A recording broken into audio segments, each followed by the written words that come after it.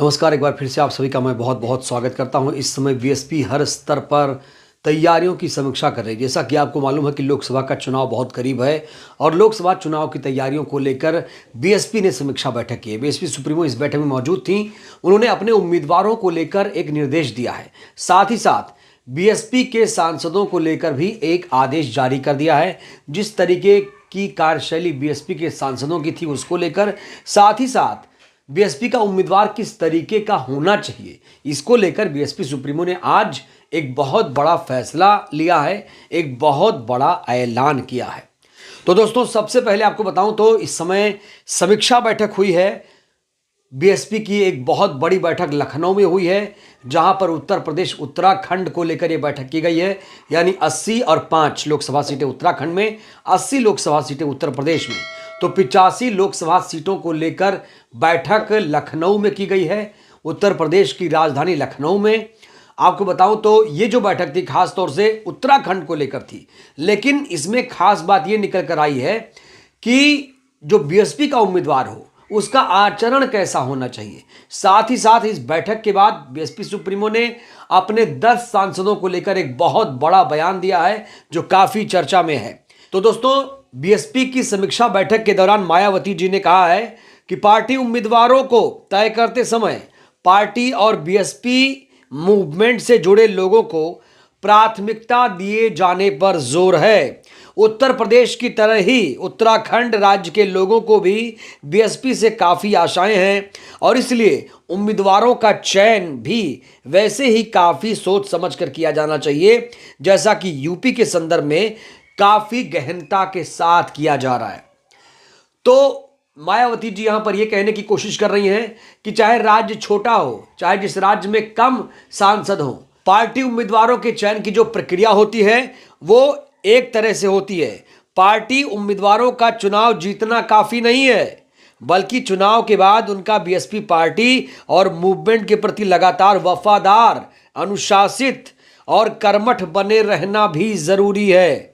उत्तराखंड सरकार की राजनीति और कार्यशैली जनहित, जन कल्याण और विकास को लेकर कम तथा चुनावी स्वार्थ को लेकर सांप्रदायिकता को बढ़ावा देने का ज्यादा है, जिसका हाल में घटित हल्द्वानी घटना इसका ताजा उदाहरण है। मायावती जी ने हल्द्वानी की घटना को दोस्तों प्रमुखता से उठाया था।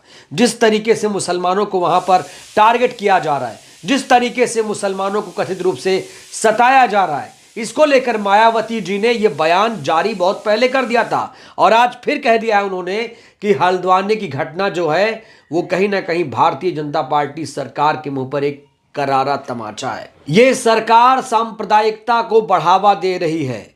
अगर ये सरकार चाहती तो हल्द्वानी की घटना को रोक सकती थी, लेकिन इस सरकार ने ऐसा नहीं किया।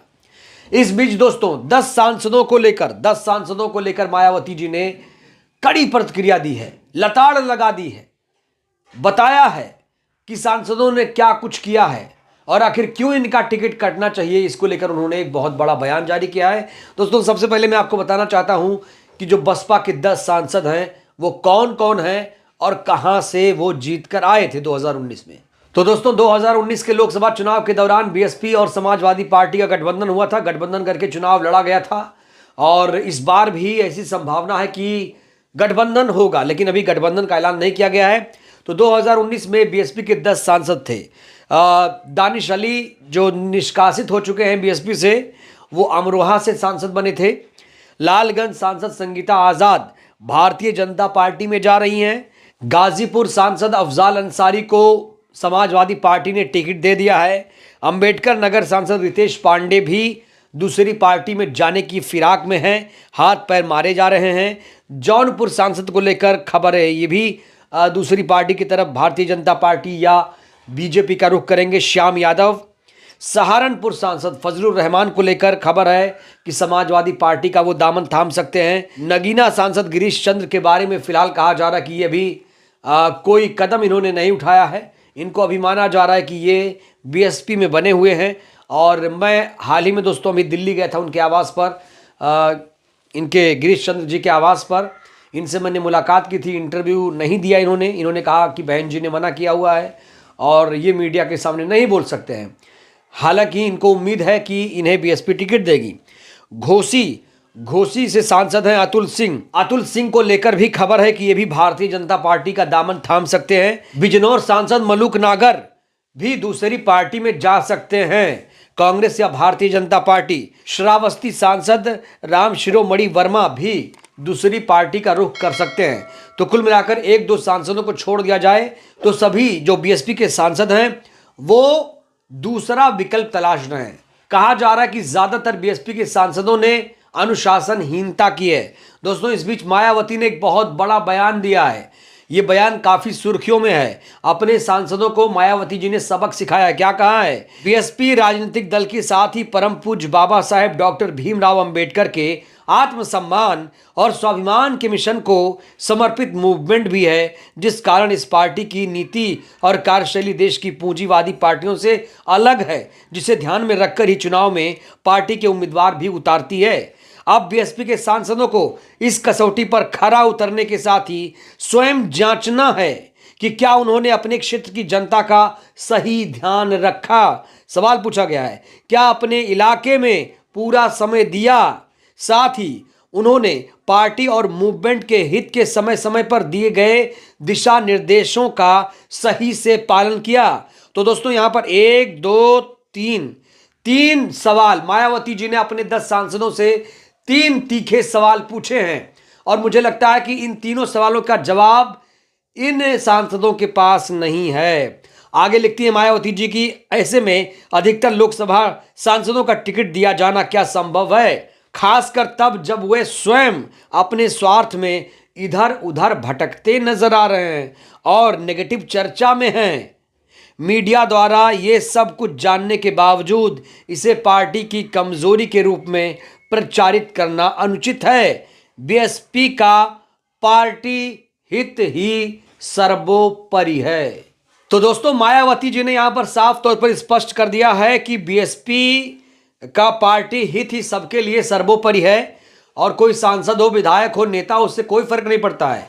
ये पार्टी नहीं, ये दरअसल एक मूवमेंट है और मूवमेंट के साथ आपको चलना पड़ेगा। उन्होंने अपने उम्मीदवार चयन को लेकर जो बयान दिया वो भी चर्चा में है। उन्होंने कहा कि बीएसपी अपने उम्मीदवार तय करते समय पार्टी और बीएसपी मूवमेंट से जुड़े लोगों को प्राथमिकता देने पर इस बार जोर दे रही है।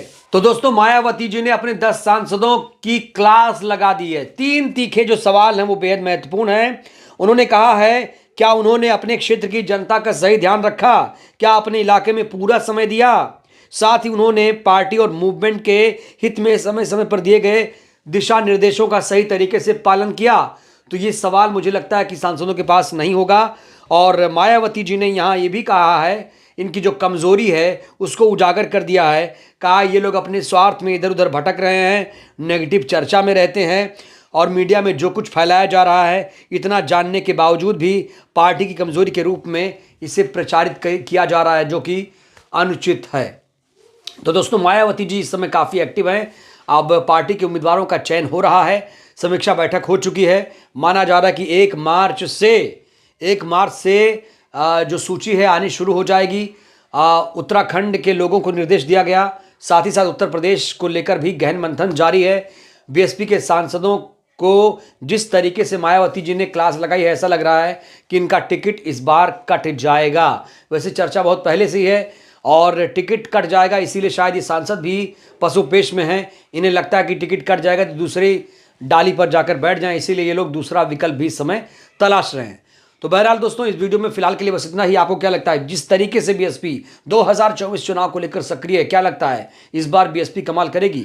इस सवाल को लेकर अपनी जवाब आप लोग जरूर दीजिए। वीडियो को लाइक करिए, चैनल को नए हैं तो सब्सक्राइब करिए। बहुत बहुत धन्यवाद, शुक्रिया। जय भारत, जय संविधान।